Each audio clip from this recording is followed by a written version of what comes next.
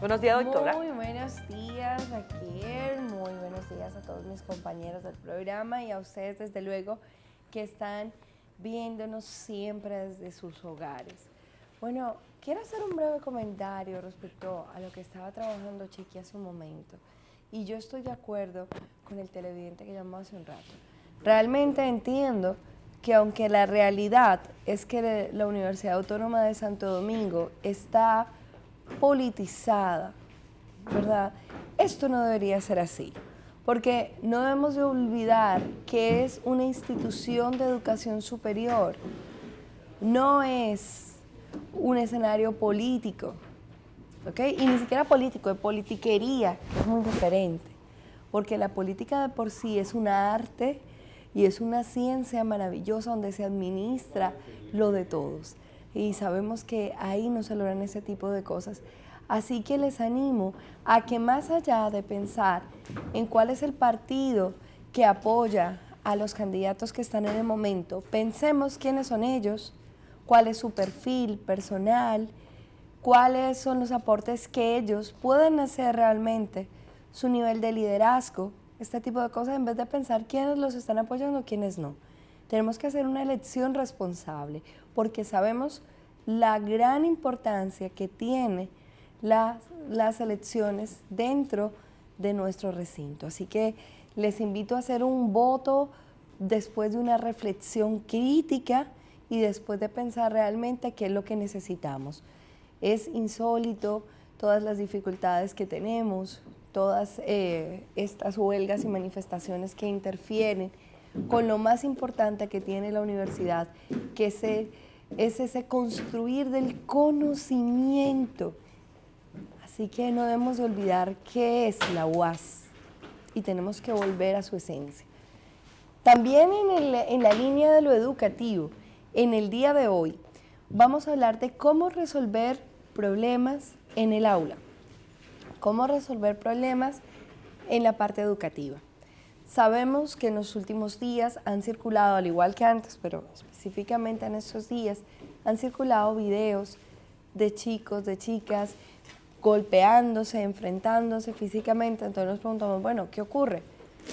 Claro, esas son situaciones que se han presentado siempre, pero no con la frecuencia y la aceptación social, porque ese es el problema. Claro, antes también se presentaba, pero habían dos compañeros o compañeras discutiendo y la actitud de los demás compañeros no era de apoyo, sino era de vamos a tratar de separarlos, llamemos al profesor, llamemos al director, al coordinador, pero lamentablemente ahora hay una actitud de morbo hacia la violencia, de apoyo hacia la violencia, y tenemos que saber qué es lo que está ocurriendo. Y tenemos que aprender a manejar estas situaciones, no solo en el sector público, no solo las escuelas y los liceos y las estancias, estamos hablando también del sector privado, que bastantes errores que también cometen en el manejo de casos difíciles con los estudiantes. Entonces, lo primero es que debemos de tratar de que nuestro centro educativo público o privado cuente con los profesionales adecuados, maestros capacitados, psicólogos, orientadores. Recuerden que los orientadores, aunque son personas muy profesionales, muy valiosos, tienen un enfoque de trabajo, un campo de trabajo diferente al de los psicólogos. Hay cosas que el orientador no está en capacidad de evaluar o de trabajar, que el psicólogo sí. Entonces, lo ideal es que tengamos psicólogo y orientador. Si no tenemos en nuestra institución, porque sabemos que el tamaño, el dinero, no hace posible esto, pues tendríamos que tener redes de apoyo institucional, o sea, psicólogos y orientadores que yo sepa puedo contactar, que tenga un previo convenio y que trabajemos. Yo te envío el estudiante, miramos cómo, y no solamente dejar ese psicólogo y ese orientador trabajando solo con el niño, con la niña, con el joven, sino tenemos que hacer un trabajo conjunto. Ese psicólogo o ese orientador no solamente quedarse en su consultorio. Además de ese trabajo individual y con la familia del estudiante que presente la dificultad, o del docente, porque los docentes muchas veces también tienen que asistir a consulta, tienen que asistir a una asesoría, a una consultoría para saber cómo manejar una situación o para resolver situaciones internas de su vida personal que pueden estar afectando su desempeño profesional. Entonces, tener esos referimientos y tener un trabajo articulado, que si yo estoy trabajando con X estudiante o profesor en la escuela, en el colegio, sepan y podamos organizar actividades y darles el seguimiento adecuado. Porque de nada sirve que se trabaje así sea muy eficientemente en consulta si lamentablemente la persona llega a su contexto y el contexto no ayuda, porque entonces la persona va a volver para atrás. Entonces muchas veces culpamos a los profesionales, esos psicólogos no sirven, esos orientadores no sirven. No, es que todos tenemos que cambiar. Tenemos un problema y es del sistema educativo. Pero entonces no quiero que caigamos en el discurso de la culpa, de la responsabilidad de todos es la responsabilidad de nadie. No, yo tengo que empezar por asumir mi responsabilidad. Y yo me equivoco no solamente por lo que hago, sino también por lo que dejo de hacer. Entonces, si yo soy docente en una institución y digo, yo no voy a coger lucha por lo que me pagan, yo no voy a mirar que eso es problema de ellos, esos muchachos que hagan lo que quieran.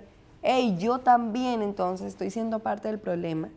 Yo también me estoy equivocando. Entonces, ese es el otro paso.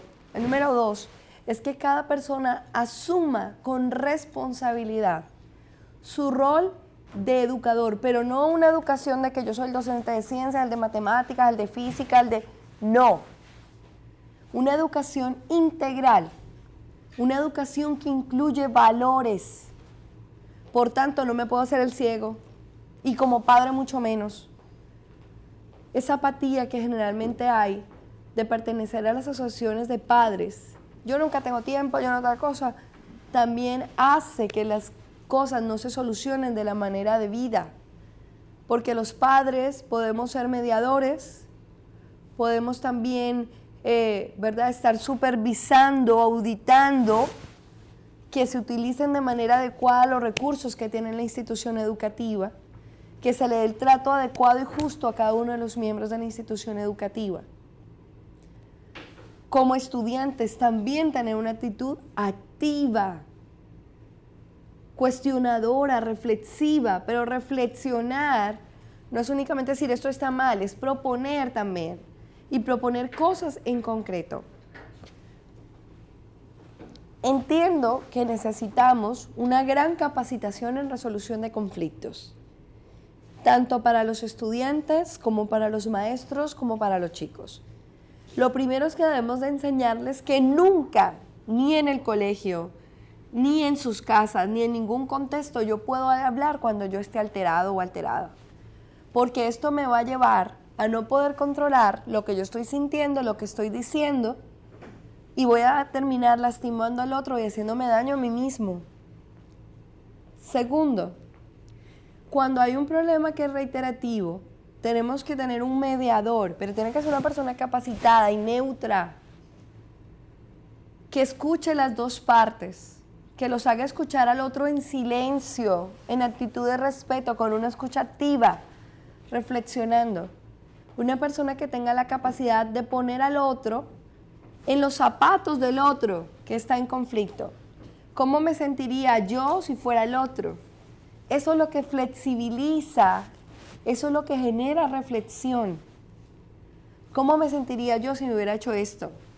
¿Cómo hubiera reaccionado yo si me hubieran hecho esto? Para que el otro entienda cuál es la situación. Lo otro es que no podemos crear como norma que está bien la violencia, que es común, que es normal, que si eso es lo que ven los muchachos en el barrio, pues obviamente van a venirlo a hacer aquí, que eso es lo que ven en la televisión, que todos los días hay atracos, que todos los... No. Si normalizamos la violencia como un elemento cultural, vamos a estar condenados a vivir como un país violento y no lo somos. Por tanto, los discursos que deben de haber es de cultura de paz. Las campañas que se deben de desarrollar tanto en medios de comunicación como en instituciones educativas, y aquí quiero hacerle un llamado a las colegas psicólogas y a los otros colegas psicólogos y psicólogas y a los colegas orientadores que siempre están de la mano en el sector educativo. La elaboración de campañas, de proyectos, pero no es no a la violencia, es sí a la cultura de paz, porque tenemos que instaurar una cultura y un lenguaje de paz, porque si no, estamos legitimando la violencia. Entonces, en vez de ayudar a que las cosas mejoren, empeoran. Si coloco un poco de fotos de niñas golpeándose y diciendo no hacer esto, no, va a empeorar. Y por eso, querido colega, es importante capacitarse, saber cómo hacer una campaña educativa, saber cómo hacer una intervención en aula, porque muchas veces en vez de contribuir a la solución, se empeoran los problemas. El lenguaje construye realidades y una sola frase que no haya sido pensada en el impacto que va a tener puede generar una situación de violencia y de acoso, por ejemplo, contra uno de los muchachos, o animar a un sector educativo a de manera violenta exigir algo. Es muy importante que exijamos cosas, pero siempre desde la paz y utilizando los mecanismos que de por sí existen en nuestros reglamentos, nuestros estatutos, nuestras leyes. Entonces, a capacitarnos, a hablar de cultura de paz, lograr que nuestros jóvenes tengan habilidades en mediación, enseñarles qué es un proceso de mediación, enseñarles el paso a paso. Después de escuchar las partes, hacer preguntas que permitan reflexión y flexibilidad. Escuchar de las dos partes qué proponen para la solución. Porque lo ideal no es que el mediador diga esto es la solución del problema, es que esas partes en conflicto elaboren ellos mismos la resolución de su problema. Entonces ahí lo dicen, el mediador va tratando, va anotando, al final llegamos a acuerdos que tienen que revisarse. ¿Cómo tienen que revisarse? Con una fecha, dependiendo de cuáles sean las características del conflicto, en una semana, en 15 días, en un mes máximo. Nos reunimos y revisamos cuál es la situación. Ahora, si se presenta otro percance, tienen que estar claras que las sanciones van a ser estas o estas. Sanciones que además deben de tener coherencia con los reglamentos y las leyes. Porque aunque yo no esté conforme con las sanciones que se plantean en estos documentos, lamentablemente es lo que hay. Después se pueden hacer gestiones para cambios, pero eso es lo que hay. Entonces, a partir de hoy, les invito a más nunca quedarnos callados, a más nunca animar una discusión, una pelea, porque eso no habla solamente mal de aquellas personas que participaron en ese conflicto, habla mal de usted que lo apoyó. Y no podemos mantener una actitud de aceptación ante esto. Entonces, amigos, espero que recordemos siempre esto, la importancia de la cultura de paz y animar a todos los educadores, psicólogos, orientadores y demás personas que están en instituciones educativas, públicas y privadas, que hagamos una campaña para la cultura de la paz. Vamos a construir un nuevo país. Muchas gracias por estar con nosotros. Recuerden que para consultar este o cualquier otro problema individual de la familia, de las organizaciones, estoy ubicada en el Centro Materno Infantil del Nordeste. Pueden pedir su cita al 588-7080. Muchísimas gracias por estar con nosotros y nos vemos el próximo viernes acá en Diagnóstico Social.